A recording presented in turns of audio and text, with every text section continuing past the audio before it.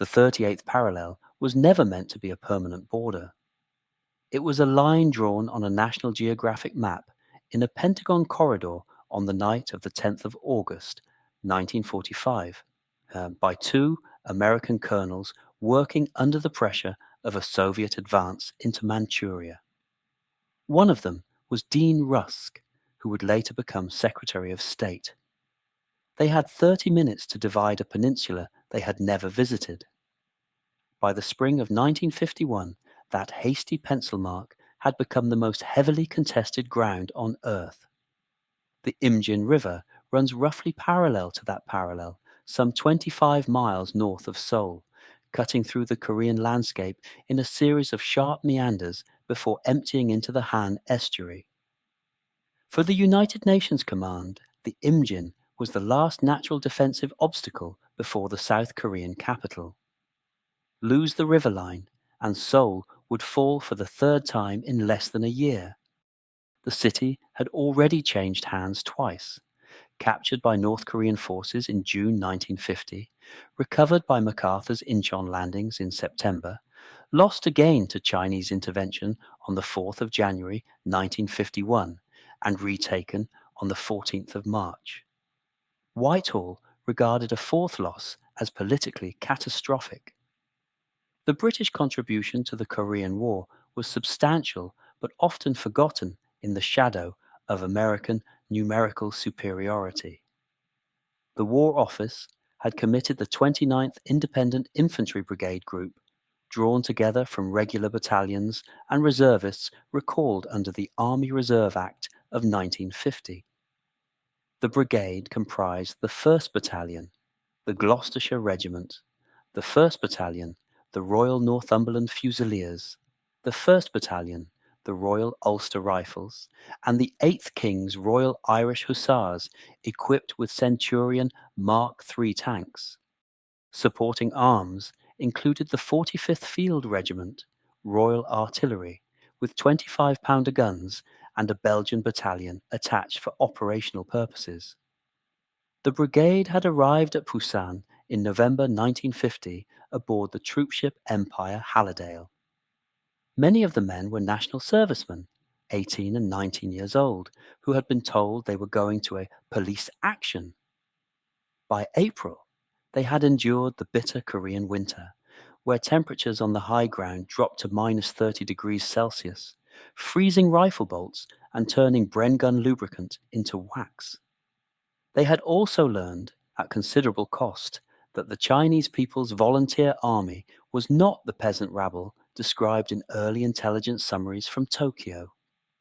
By the third week of April 1951, the brigade held a sector of the Imjin line roughly 12 miles wide. This was an absurd frontage. British infantry doctrine, codified in the 1948 pamphlet Infantry Training Volume 4, called for a battalion to defend a front of approximately 1,500 yards in close country. The 29th Brigade was being asked to cover ground that would normally require a full division. The gaps between battalions, sometimes more than a mile of empty hillside, were covered only by patrols and pre-registered artillery defensive fire tasks. Brigadier Tom Brodie, a veteran of the Chindit campaign in Burma, understood the mathematical impossibility of his position. He had raised his concerns at Corps headquarters, but Lieutenant General Frank Milburn of the United States First Corps considered the Imjin sector a low probability axis of attack. Intelligence from the Far East Command predicted the main Chinese effort would come further east against the Republic of Korea divisions in the Central Mountains. That assessment would prove catastrophically wrong within 72 hours. The Gloucestershire Regiment had a particular weight of history behind it. Its men wore two cap badges, one on the front and one at the back, a privilege earned at the Battle of Alexandria on the 21st of March 1801, when the 28th of Foot fought back-to-back against French cavalry. By April 1951, that tradition would be tested under conditions remarkably similar to the original. The 1st Battalion, commanded by Lieutenant Colonel James Power Carne, took up positions on the western flank of the 29th Brigade's sector on the 5th of April. Carne was 45 years old, a quiet Cornishman who had served with the regiment in Burma during the Second World War. He spoke rarely, smoked a pipe constantly, and had the disconcerting habit of appearing at forward positions without warning. His soldiers nicknamed him Daddy Kine, though never to his face. He had won a Distinguished Service Order in 1944 for actions against the Japanese at Kohima, and he understood infantry combat in the way that only a man who has done it personally can understand it. The battalion's positions ran along a series of hills south of the Imjin, centered on the village of Solmarie. The ground was unforgiving, bare ridges of granite and scree, sparsely covered with scrub pine, rising between 500 and 700 feet above the surrounding paddy fields. There were no proper roads, only tracks that turned to liquid mud in the spring thaw. The river itself, normally a serious obstacle, had dropped to fordable depths in several places. Aerial reconnaissance from the 67th Tactical Reconnaissance Wing flying RF-80 shooting stars had photographed at least 4 crossing points within the battalion's area of responsibility. A company, commanded by Major Pat Angier, held Castle Hill, the northernmost feature, named for the ruins of an old Korean fortification on its summit. B Company, under Major Dennis Harding, occupied a position to the southeast. C Company, Major Paul Mitchell commanding, held ground further back covering the Solmarai Valley itself. D Company, under Captain Mike Harvey, was positioned in depth. Battalion headquarters, with the regimental aid post and the support company, established itself on a feature that would soon acquire a different name in the British military lexicon: Hill 235. The battalion was under strength.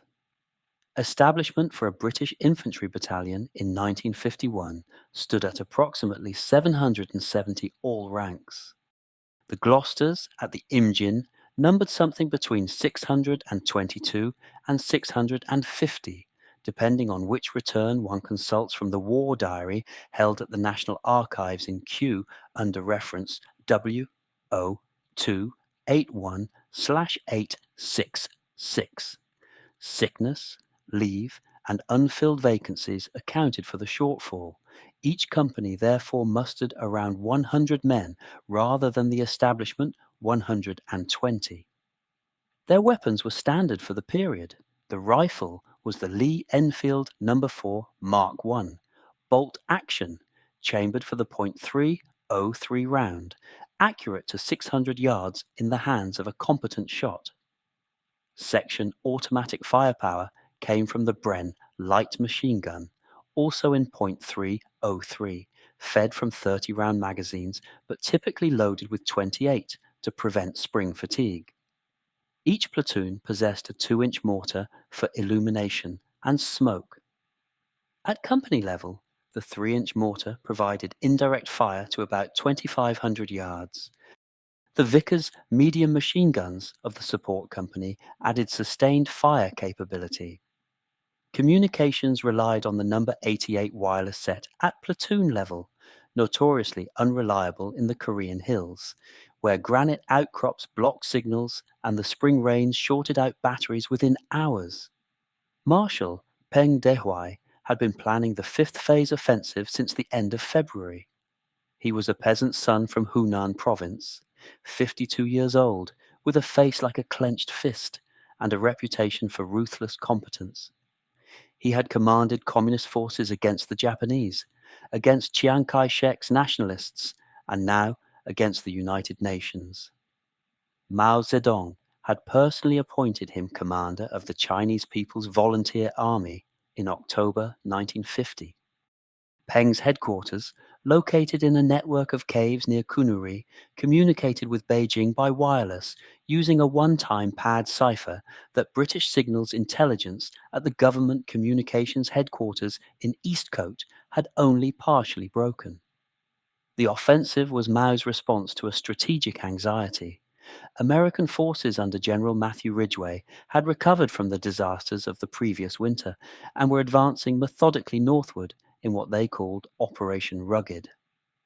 By mid-April, United Nations forces were approaching the 38th parallel for the second time. Mao's instruction to Peng, transmitted on the 6th of April 1951 and later recovered from captured documents, was unambiguous. Destroy 3 to 5 enemy divisions, recapture Seoul, and force the United States to negotiate from a position of weakness. Peng allocated 3 armies to the western thrust, the axis aimed directly at Seoul. The 63rd Army of the 19th Army Group, under General Fu Chongbi, drew the assignment of crossing the Imjin and breaking through the 29th British Brigade. The 63rd comprised 3 infantry divisions, the 187th, the 188th, and the 189th. Each division mustered approximately 10,000 men. The total force committed against the British Brigade therefore exceeded 30,000 troops, with the 189th Division of around 10,000 men forming the immediate spearhead against the Glosters sector. Chinese infantry equipment in April 1951 was a mixture of captured Japanese stocks, Soviet supplies, and weapons taken from Chiang's defeated armies. The standard rifle was either the Mosin Nagant Model 1944 carbine or the older Hanyang 88, a Chinese copy of the German Gewehr 88. Submachine guns were plentiful, mostly the Soviet PPSH-41 firing 7.62 by 25 mm rounds from a 71-round drum. This weapon, nicknamed the burp gun by Western troops for its distinctive cyclic rate of 900 rounds per minute, would prove devastating in the close-quarter fighting that followed. Stick grenades, hand-forged in workshops behind the Yalu, were issued in extraordinary quantities. Some assault troops carried 15 or 20 apiece in canvas chest harnesses. Chinese tactical doctrine, refined during the Civil War and codified in the manual On Protracted War, emphasized infiltration, encirclement, and the destruction of enemy command and supply. Attacks went in at night to neutralize United Nations advantages in artillery and air power. Bugles, whistles, and brass cymbals coordinated movements between units lacking radios. The technique was crude but effective. A Chinese company commander could direct his men through whistle codes that British observers initially mistook for music or random noise. The river crossing began on the night of the 22nd of April. Engineers of the 189th Division had reconnoitred the fords for a fortnight. They moved without lights, without speech, carrying their boots tied around their necks to avoid sound. Forward elements crossed the Imjin between 1900 and 2100 hours. By midnight, an entire regiment was across, moving south through the gaps between Gloucester's company positions toward the unsuspecting British rear. The first warning came from a standing patrol of 7 men from C Company, positioned on the riverbank itself near a crossing the British had designated Gloucester Crossing. Lieutenant Guy Temple commanded the patrol. At approximately 22:30 hours on the 22nd of April, Temple's wireless operator reported movement in the water. The number 88 set crackled with the standard contact report. Hello 3, this is 3-2. Contact. Wait out. The patrol opened fire with rifles and Bren guns, expending most of their ammunition within 20 minutes against shapes wading and floating across the moonlit river. They estimated they had killed or wounded several hundred Chinese before withdrawing on order. The pre-registered defensive fire tasks of the 45th Field Regiment fell on the crossing points. 25-pounder shells, each weighing 25 pounds and bursting with a lethal radius of approximately 50 yards, churned the river into red foam. The gunners fired what was called a Mike target, concentrating the fire of a full battery, then escalated to Uncle target, using the entire regiment of 24 guns. Forward observation officers reported Chinese soldiers continuing to cross over the bodies of their comrades, an image confirmed by aerial photography taken at first light on the 23rd.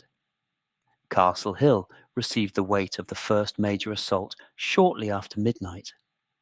Major Pat Angier had positioned a company across 3 platoon localities on the feature, supported by a section of Vickers medium machine guns. The Chinese came up the steep northern slopes in waves, the first rank firing burp guns from the hip, the second carrying grenades, the third with rifles and bayonets.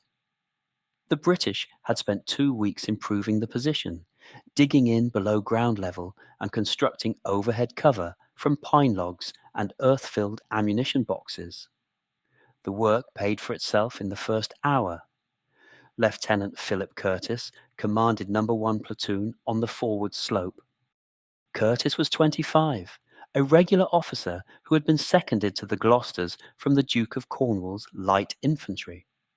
His platoon position became untenable within 3 hours. A Chinese machine gun bunker, established on a rocky outcrop the British called the Castle site, was enfilading the entire company position. Curtis led an assault on the bunker with 3 men. He was wounded by grenade fragments at the start of the attack, refused evacuation, and continued forward. He was killed within yards of the bunker, having silenced the position by throwing a grenade through the firing aperture as he fell. He was awarded a posthumous Victoria Cross, the citation later published in the London Gazette of the 1st of December 1953. By dawn on the 23rd, a company had been reduced to approximately 50 effective men. Major Angier had been killed, leading a counterattack to reclaim a lost section position. Casualties among the platoon commanders and senior non-commissioned officers were particularly severe, a pattern repeated throughout the brigade. Chinese tactics deliberately targeted leadership. Observers on captured ground later found that British officers, identifiable by their map cases and binoculars, had been engaged with concentrated small arms fire. Carne ordered a company to withdraw onto the main battalion position before first light. The withdrawal was conducted under fire, carrying the wounded on improvised stretchers made from rifles and ground sheets. The dead were left where they had fallen. By 500 hours on the morning of the 23rd of April, the Glosters had lost their forward outposts, but the main battalion position remained intact. The Chinese had paid an extraordinary price, with later estimates suggesting the 189th Division had suffered upwards of 1,500 casualties in a single night. The morning of the 23rd of April brought no respite. Aerial reconnaissance flown from Kimpo Airfield by F-80 shooting stars of the 35th Fighter Bomber Group identified Chinese infantry massing in the dead ground north of the Glosters' position. Photographs developed at the Field Interpretation Center showed columns of troops moving in daylight, an indication that the Chinese commander had committed his reserves and no longer cared about concealment. Battalion intelligence at brigade headquarters in Choksong estimated that 2 full Chinese regiments, perhaps 6,000 men, were now within a mile of Carne's perimeter. The neighbouring battalions of the 29th Brigade were under equal pressure. The Royal Northumberland Fusiliers on the Gloucesters' right flank had been heavily engaged throughout the night around their positions on Hill 257. The Royal Ulster Rifles further east were holding, but had Chinese infantry working around their open flank. The Belgian battalion, attached to the brigade and holding ground north of the Imjin near Hill 194, had been cut off entirely and would have to fight its way back across the river. The brigade, as a coherent defensive system, was disintegrating into a series of isolated battalion battles. Carne made the decision at approximately 1000 hours to consolidate his battalion onto a single hilltop position. The feature he selected was Hill 235, an unremarkable knoll on the regimental map sheet, 60 miles northwest of Seoul, marked simply by its height in meters above sea level. There was no village named on the map within 2 miles, no road, no water source. The hill was bare granite, scattered with low pine, with steep slopes on the northern and eastern faces, and a more gradual approach from the south. It was approximately 500 yards across at the summit. 3 rifle companies, battalion headquarters, the support company, the regimental aid post, and the remnants of A Company would have to fit onto this single feature. The withdrawal onto Hill 235 was accomplished by midday on the 23rd. C Company, which had not yet been heavily engaged, provided the rearguard. The men carried what ammunition they could. The rest, along with most of the heavy stores, had to be abandoned at the original positions. The 3-inch mortars came forward, but the battalion's small fleet of universal carriers, the tracked Bren gun carriers used for resupply and casualty evacuation, were left behind in the valley. Battalion strength on arrival at the new position was assessed at approximately 550 all ranks, of whom perhaps 80 were walking wounded. By the afternoon of the 23rd, the Glosters were entirely surrounded. Chinese forces had crossed the Imjin in such numbers that the gaps between British battalions had widened into corridors. The track south to brigade headquarters at Choksong, a single dirt road through a steep-sided valley, was now controlled by Chinese roadblocks. A relief column of Centurion tanks from the 8th King's Royal Irish Hussars, supported by infantry from the Filipino 10th Battalion Combat Team, attempted to break through during the afternoon and was repulsed with the loss of 2 tanks and significant infantry casualties. The Filipinos withdrew, and the Centurions, their commanders firing pistols from open turrets at Chinese infantry climbing onto the engine decks, returned to brigade lines battered but intact. Carne's situation report, transmitted at 16:30 hours on the 23rd using the battalion's number 62 wireless set on a frequency of 3.8 megacycles, was characteristically understated. He reported the battalion concentrated, casualties moderate, ammunition adequate, and morale good.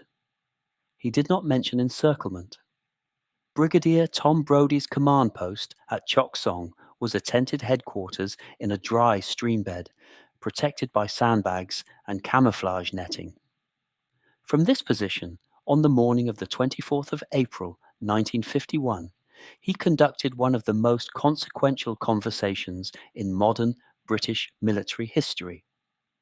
The other party was Major General Robert H. Soule, commanding the United States 3rd Infantry Division, to which the 29th Brigade had been attached for operational purposes under the United States First Corps.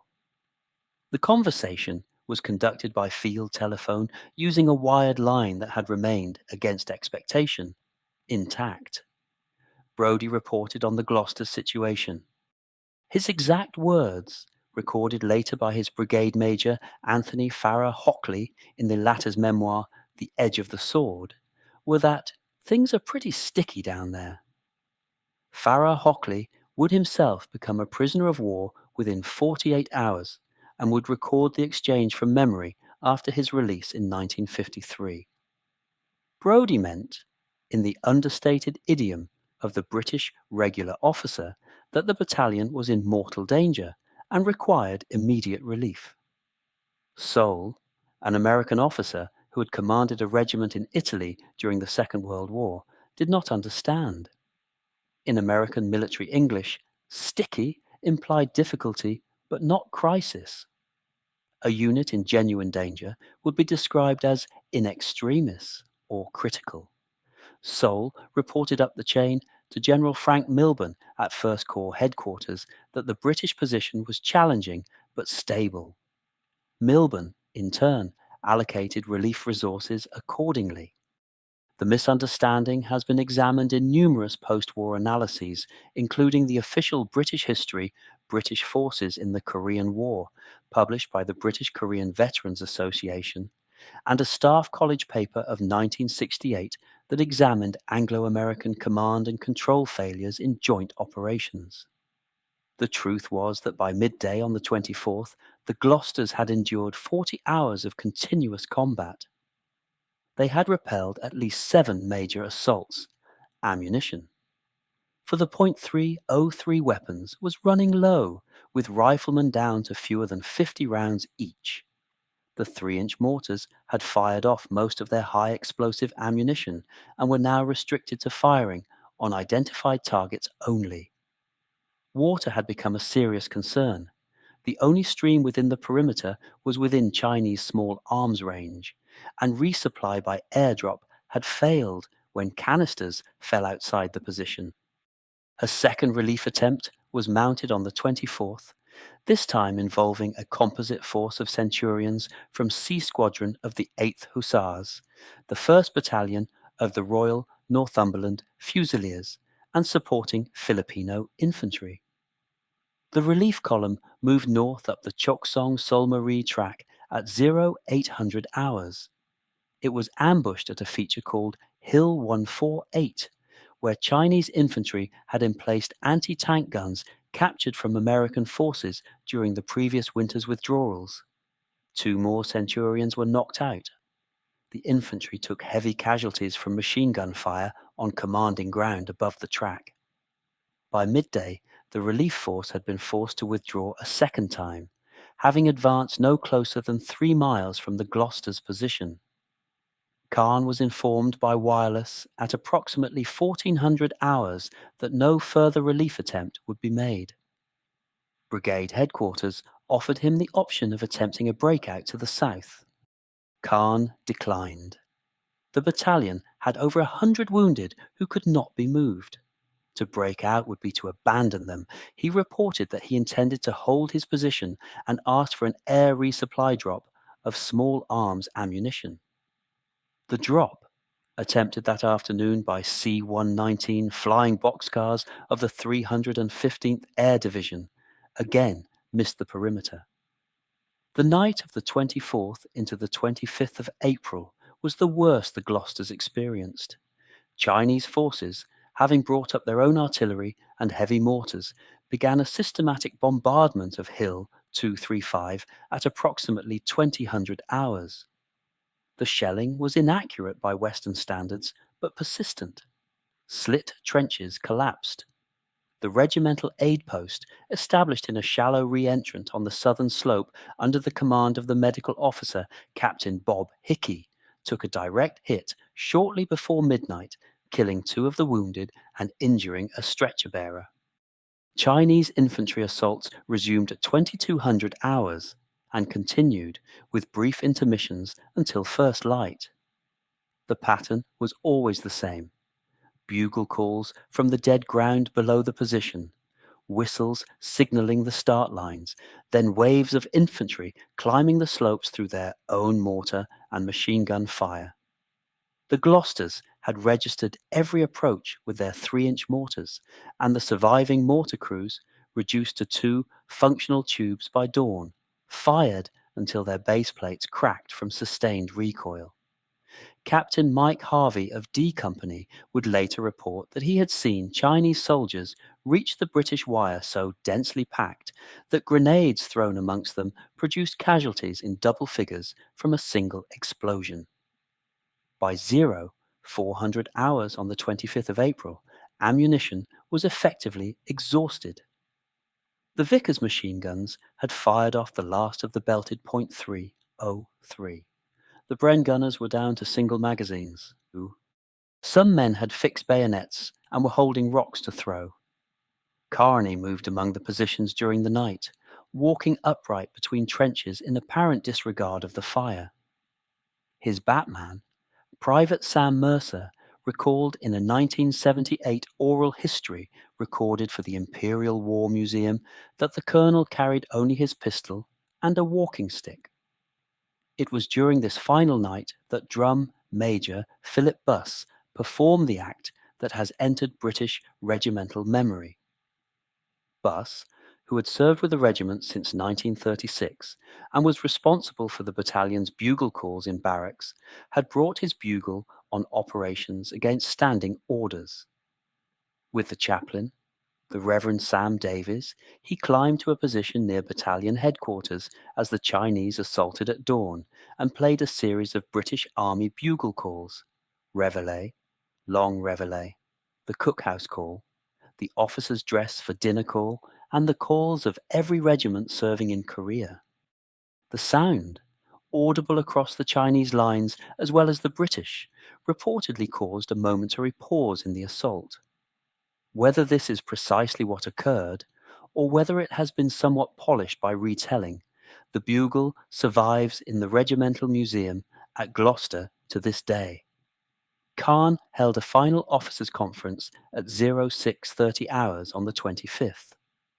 The wireless link to Brigade headquarters had been maintained throughout. His final message, transmitted at 0800 hours, informed Brodie that he could no longer hold and was authorizing company commanders to attempt to break out independently. The battalion, he said, was finished as a fighting unit.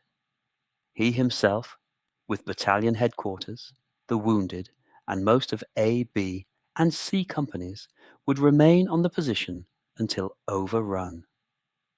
D Company, under Captain Harvey, approximately 100 men, attempted the breakout. They moved southwest through ground that Chinese infantry had not yet fully closed. Of the 100 men who started, approximately 46 reached American lines after a march of some 6 miles under fire. They were the only formed body to escape. Including small parties and individuals who made their way back over the following days, the total who returned was 63. The Chinese overran Hill 235 at approximately 0830 hours on the 25th of April 1951. The final assault met little organized resistance. Most British soldiers had no ammunition. Some fought with entrenching tools and bayonets. Carne was captured in the open near his command post, having destroyed the wireless set and the battalion's codebooks minutes before. Of the men taken into captivity at Hill 235, including the wounded who could not move, the count came to approximately 526. Combined with those killed in the 4-day battle, the Glosters had lost some 587 men out of the 650 who had occupied the original positions on the 22nd of April. The captives were marched north. The journey to the prison camps along the Yalu River took, in some cases, more than a month, conducted on foot through country picked clean of food by passing armies. British prisoners later testified before the War Office Committee on Prisoners of War, the records of which are held at the National Archives under reference W0308, that the death rate during the march approached 1 in 10.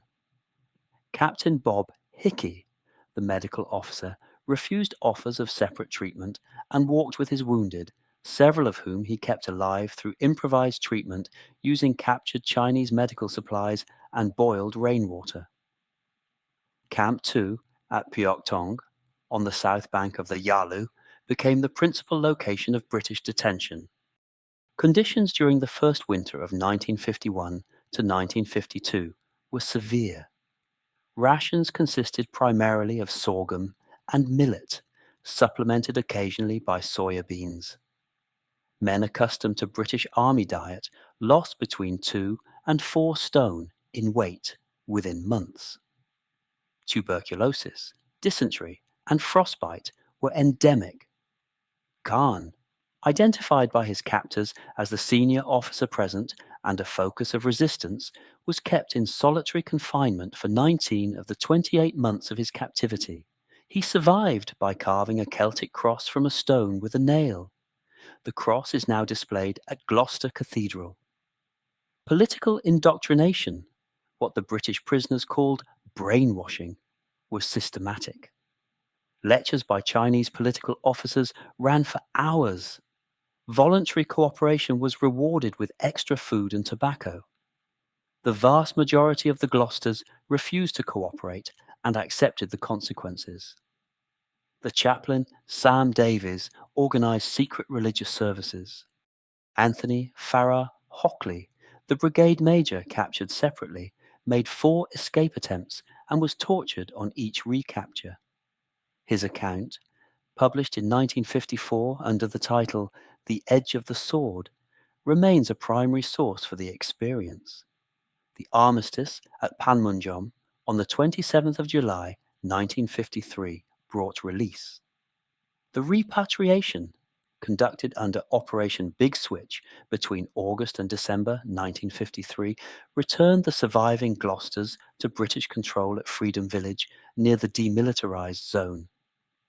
Of approximately 526 taken prisoner at the Imjin, around 400 returned. Carne was awarded the Victoria Cross, gazetted on the 27th of October 1953, the citation noting his complete contempt for personal danger and outstanding leadership. Curtis received his Victoria Cross posthumously. The battalion was awarded the United States Presidential Unit Citation, the only British unit so honoured during the Korean War. The 29th Brigade's stand on the Imjin had cost the Chinese 63rd Army an estimated 10,000 casualties and 4 days of momentum. The Chinese spring offensive failed to take Seoul. The 4 days bought by the Glosters, the Northumberland Fusiliers, the Royal Ulster Rifles, the Belgians, and the 8th Hussars allowed the United Nations line to stabilize. Hill 235 appears on modern Korean maps as Gloster Hill.